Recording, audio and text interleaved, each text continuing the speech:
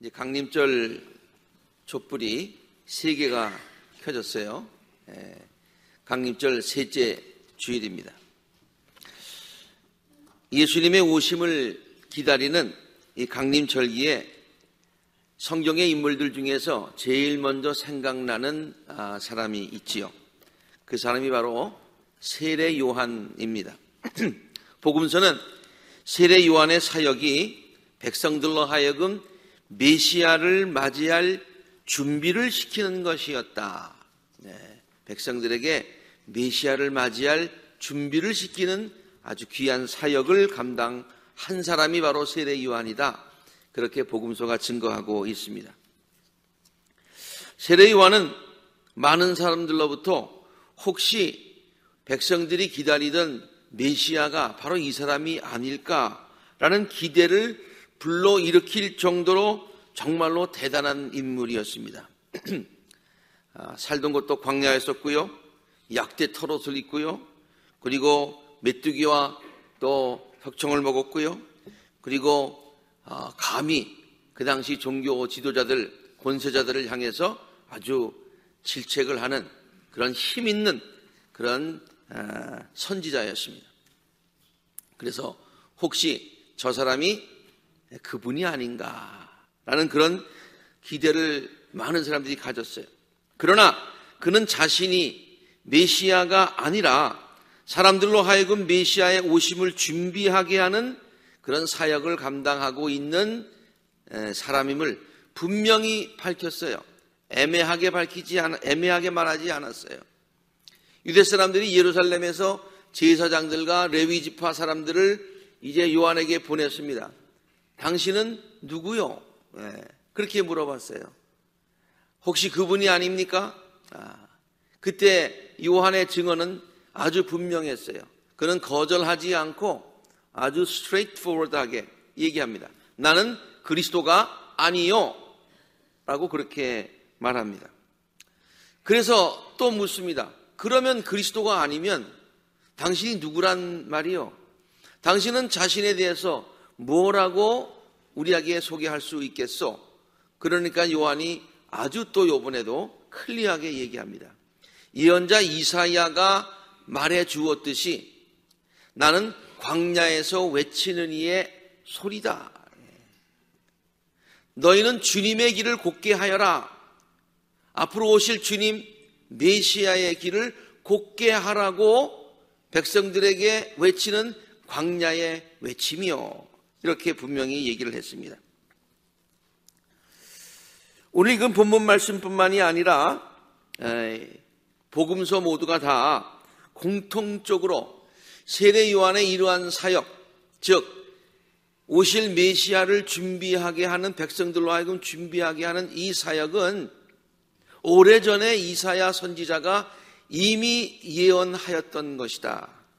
그리고 이사야 선지자는 이러한 메시지를 요한이 전할 것이라고 또 그렇게 예언을 하였습니다. 오늘 본문 말씀 잘 읽어주셨는데요. 누가가 증언한 부분도 바로 그 중에 하나입니다. 요한은 요단 계곡 온 지역을 찾아다니면서 죄를 용서하게 하는 회개의 세례를 선포했습니다. 그런데 이렇게 많은 사람들에게 회개의 세례를 선포한 것은 메시아의 예언서에 적혀 있는 대로 그렇게 한 것이다. 그렇게 증언을 하고 있습니다. 광야에서 외치는 이의 소리가 있다. 너희는 주의 길을 예비하고 그 길을 곧게 하여라. 사람들에게 메시아의 올 길을 예비하게 하는 그러한 전하는 사명을 가졌는데 구체적으로 백성들에게 이렇게 전했다는 거예요. 모든 골짜기를 메워라. 모든 산과 언덕을 평평하게 해라. 굽은 것을 곧게 해라. 험한 길을 평탄하게 해라. 괄호 안에 있는 것은 제가 좀 보충으로 설명을 한 것입니다. 그러면 메시아께서, 주님께서 그 길을 통하여 너희에게 속히 오실 것이다. 그러면 주님이 오시면 어떤 일이 일어나느냐? 모든 사람이 하나님의 구원을 보게 될 것이다.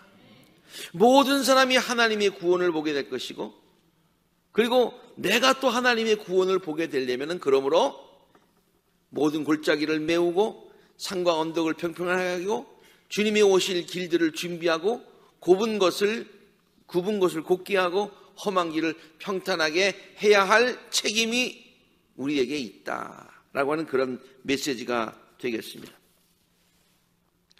저는 오늘 이러한 세례 요한의 외침이 어떤 의미가 있는지 함께 살펴보려고 합니다.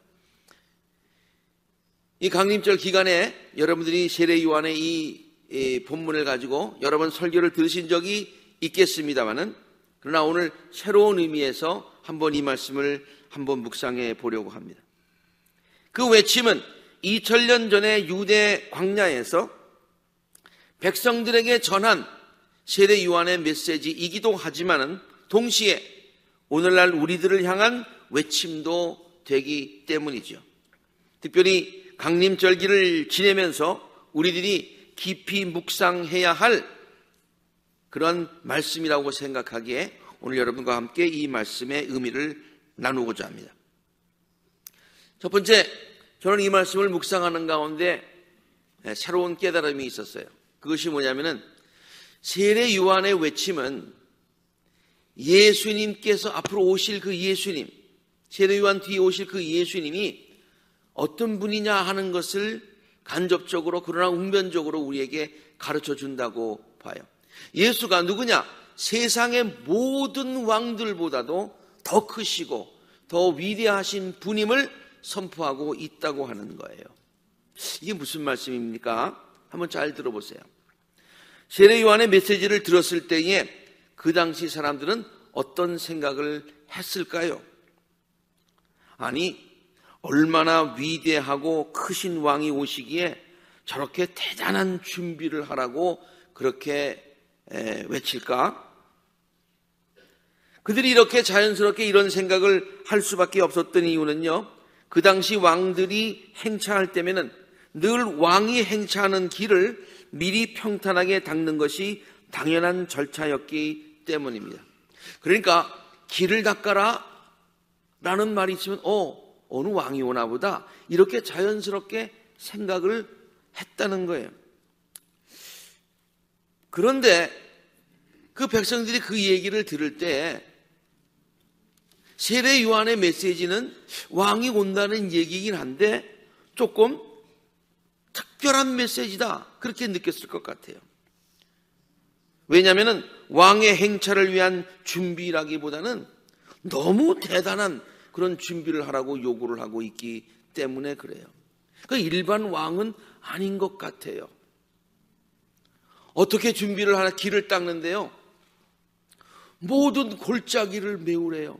여러분, 이것이 하나의 무슨 그 상징적이고 시적인 레토릭한 그런 표현이라고만 생각하지 말고 한번 글자 그대로 한번 생각을 한번 해보시라고요. 모든 골짜기를 메우래요.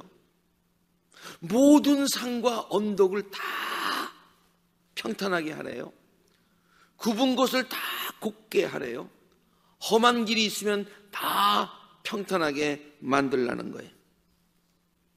조금 패인 웅덩이를 메꾸라는 것이 아니었습니다. 골짜기를 메꾸라는 것이었어요. 그것도 한 골짜기뿐만이 아니라 주위에 있는 모든 골짜기들을 다 메우라는 얘기예요. 그렇잖아요. 글자 그대로 그렇잖아요. 조금 높은 것을 낮게 만들어서 평평하게 만들어라. 범프가 있으면 그냥 제거해라. 이 정도의 얘기가 아닙니다. 모든 산과 언덕을 다 깎아서 평평한 길로 만들라는 것이죠. 이거 뭐 공사도 보통 공사가 아니지요. 백성들은 이렇게 생각했을 것입니다. 헤롯 왕이 행차할 때 뭐 길을 닦기는 했었는데 그렇게 대단하게 닦지는 않았었는데, 아마 로마 황제가 행차를 한다고 해도 그 정도의 대대적인 공사를 하지는 않았을 것이에요.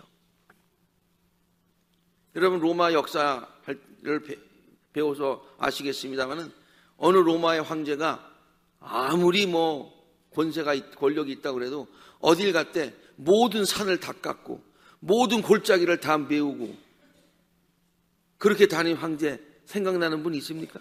없어요. 그런 생각을 백성들이 하면서 아니 그럼 대체 어떤 분이 오시기에 그 정도로 준비를 해야 할까? 사람들은 의아해했을 것입니다. 지금 저분이 세례 요한이 외치고 있는 왕이 온다고 하는 그분은 헤롯 왕보다도 로마의 황제보다도 세상의 어떤 황제보다도 더 위대한 그런 왕이란 말인가? 라고 그렇게 생각을 했을 것이라는 얘기예요.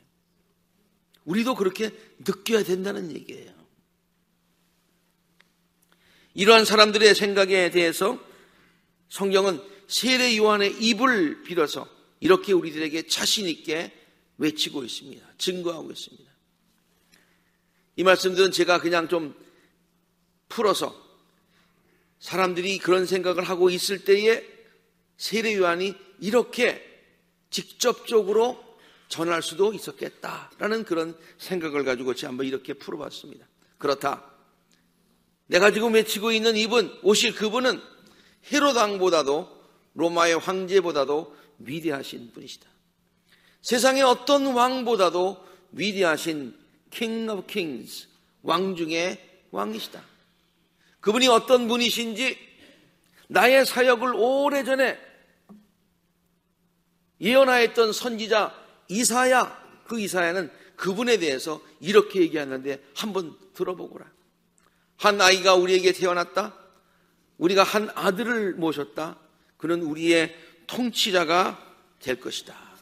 그의 이름을 그분은 이사야는 이렇게 소개하고 있는데 한번 들어보거라. 그의 이름은 놀라우신 좋은 자, Wonderful Counselor, 전능하신 하나님, 하나님이시야. 세상의 왕과는 달라 천지 만물을 지으신 하나님이시야. Mighty God. 그뿐만이 아니라 하나님은 그 하나님이 우리의 아버지가 되시는 분이셔. 그래서 우리에게 친근하게 다가오시는 분이셔. 우리의 모든 사정을 다 들으시기 위해서 오시는 분이셔. 영존하시는 아버지, Everlasting Father. 그리고 우리의 개인적인 문제뿐만이 아니라 이 세상의 모든 곳에 평화를 전하여 주실 Prince of Peace, 평화의 왕으로 불릴 것이야. 그의 왕권은 점점 더 커가고 세상의 왕조들은 한때는 흥하였다가 이제 쇠하여 가지만 그의 왕권은 점점 더 왕성해지고 그의 나라와 나라의 평화도 끊임없이 이어지게 될 것이다. 그가 다윗의 보좌와 왕국에 앉아서 이제부터 영원히 now and forever 공평과 정의로 그 나라를 굳게 세울 것이다. 보통 분이 아니다. 그렇습니다. 우리가 이 강림절기에 기다리는 분은 세상의 어떤 위대한 분보다도 더 위대하신 왕중 왕이시고 평화의 왕이십니다. 또한 전능하신 하나님이실 뿐만이 아니라 우리에게 친근히 다가오시는 우리들의 아버지시고 영존하시는 아버지이십니다. 강림절을요 영어로 Advent라고 합니다. Advent. 영어 사전을 보니까 Advent라는 말을 잘 설명해주는 또 다른 한 단어를 발견할 수 있었습니다. 그 단어가 DAWN, dawn이라고 하는 새벽이라고 하는 또 다른 말로 여명이라고도 번역되는 그 단어인 것을 발견할 수 있었어요. 여명은요, 아침 해가 이제 곧 떠오르게 될 것이다. 아침 해가 그 붉은 해가 이제 곧 떠오르게 될 것이다. 라고 하는 것을 이렇게 미리 알려주는 빛이지요. 그 빛이 있으면은 곧 그 해가 떠오르는 것을 우리가 기대하고 또 확신할 수 있지요. 태양이 세상에 어떤 사람들이 만든 빛보다도 비교할 수 없을 정도로 밝듯이, 그래서 그 밝은 빛이 여명에 비치면은 너무 사람들의 마음 가운데 이제 새날을 향한 희망과 소망이 솟듯이 빛으로 오신 예수님, Light of the World, 태양보다도 더 밝으신 빛의 근원이신, 빛을 창조하신, 세상의 어두운 모든 것, 우리의 삶의 어두운 모든 것들을 밝히실 그 빛 대신 예수님께서 지금 곧 우리들의 삶에 빛을 비추시게 된다. 그 여명이 지금 우리에게 비춰지고 있다. 다음, 그게 애드벤트라고 하는 얘기예요. 강림절에 우리들이 큰 기대와 소망을 가질 수 있는 이유가 바로 여기에 있는 것입니다. 첫 번째 제가 드린 말씀은 세례 요한이 지금 전한 이 말씀, 왕을 준비하라는 이 말씀 가운데서 예수님이 어떤 분이신가 하는 것을 우리가 발견할 수 있다고 말씀을 드렸는데요. 이제 두 번째 메시지를 전해드리는데요. 이 두 번째 메시지의 요점은 뭐냐면은 글자 그대로가 아니라 그 글자가 그 세례 요한이 그 백성들을 향해서 오실 분은 그렇게 위대하신데 그러면 실제로 우리들이 백성들이 하나님의 백성들이 준비해야 될 것은 무엇이냐? 세례 요한이 직접 거기 있는 사람 보고 삽 들고 나와가지고 저쪽 가서 산 다 깎으라고 이런 얘기 했겠어요? 아니잖아요. 그러면 그게 무슨 뜻이겠느냐? 그것은 곧 우리들이 예수 그리스도를 맞이할, 이제 오실 그분을 맞이할 우리들의 자세가 어떠해야 함을 구체적으로 가르쳐주는 그런 말씀이다. 상징적인 말씀이다. 우리가 어떤 자세를 가지고 그분을 맞이해야 되겠느냐, 우리가 준비해야 될 것은 무엇이냐, 그런 얘기죠. 첫째, 골짜기가 메워져야 한다고 그렇게 했어요. 그 의미는요, 그동안 우리들의 삶에 깊이 패인 곳들, 깊이 구멍난 것들, 이런 것들을 메우라, 그런 얘기예요. 골짜기처럼 깊이 파져 있는 것, 움푹 파져 있는 것, 그런 모든 것들을 다 메꾸어야 된다, 그런 얘기예요. 성경 주석에 보면은 메워야 할 골짜기들을 그 당시 종교 지도자들의 도덕적, 영적 무관심, 무신앙, 불신앙을 설명하고 있습니다. 하나님을 향한 사랑이 식어짐으로써 그들의 심령에 영적 구멍, 골짜기가 생겼다는 뜻입니다. 그것이 메워져야 한다는 얘기입니다. 하나님의 말씀에 순종하며 살려는 믿음에 구멍이 생겼다는 말입니다. 그것이 메워져야 한다는 말입니다. 백성의 양심에, 신앙 양심에 큰 구멍이 생겨서 도덕적 감각이 둔해졌다는 것입니다. 그것이 메워져야 되고, 그래서 영적인 예민함을 다시 회복해야 된다는 말이죠.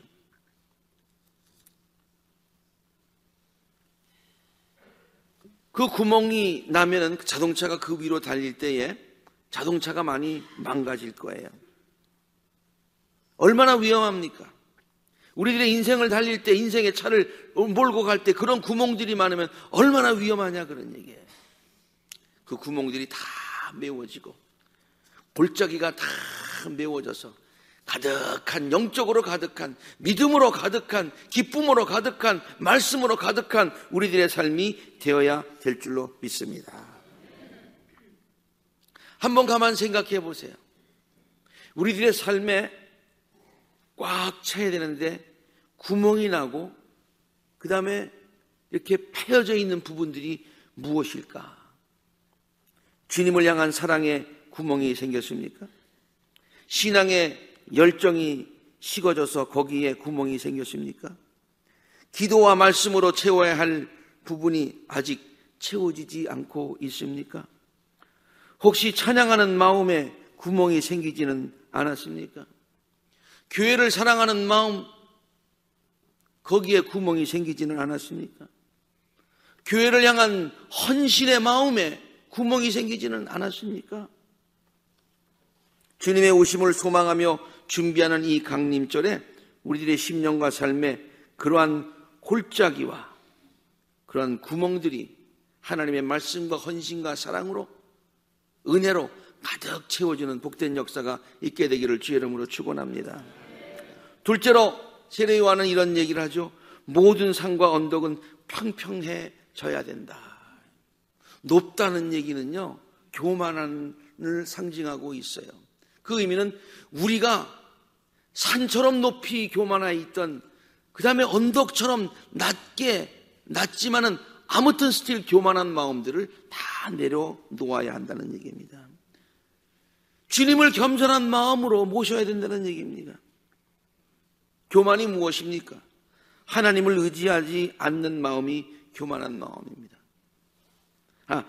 교만한 마음은 하나님을 의지하지 않고 자기의 지혜와 능력을 의지하는 마음을 교만이라고 합니다. 저는 이제 다음 주일에 동방박사에 관한 이야기를 설교를 하겠습니다만, 그 동방박사가 박사라고 번역을 할 정도로 지적 지식이로나 모든 면에서 정말 많은 사람의 존경받는 사람이에요. 그리고 그만한 예물을 준비할 정도면은 그래도 사회적으로 부족함이 없는 사람들이었을 것 같아요. 그런데 그분들이 아기 예수 앞에 무릎 꿇고 경배했다. 이 겸손이죠. 이 마음 자세를 가져야 된다는 얘기예요. 모든 일에 하나님을 인정하고 하나님을 이렇게 모시는 그 삶, 모든 면에서 하나님을 의지하며 살겠다는 그와 같은 겸손한 마음이 우리들에게 있게 되기를 간절히 바랍니다. 셋째로, 굽은 길을 곧게 만들어야 한다. 아주 쉽게 얘기해서 굽었다고 하는 얘기는요, 영어로 그냥 distort라는 말을 써요. 아마 distort라는 말이 가장 적합한 말 같아요. 우리들의 마음 속에 이렇게 디스토트되어 있는, 굽어져 있는, 삐딱해져 있는 그런 마음들을 바로잡아야 된다, 그런 얘기예요. 그래야 주님께서 우리들의 심령에 임하신다는 얘기예요. 그래야 주님을 모신 축복을 경험하게 된다, 그런 얘기예요. 우리들의 마음이 삐딱하면 주님이 오시질 않아요. 하나님의 말씀을 순수하게 아멘으로 받아들이지 못하고 의심하는 마음이 삐뚤어진, 디스톨트된 마음입니다. 바로잡아야 됩니다.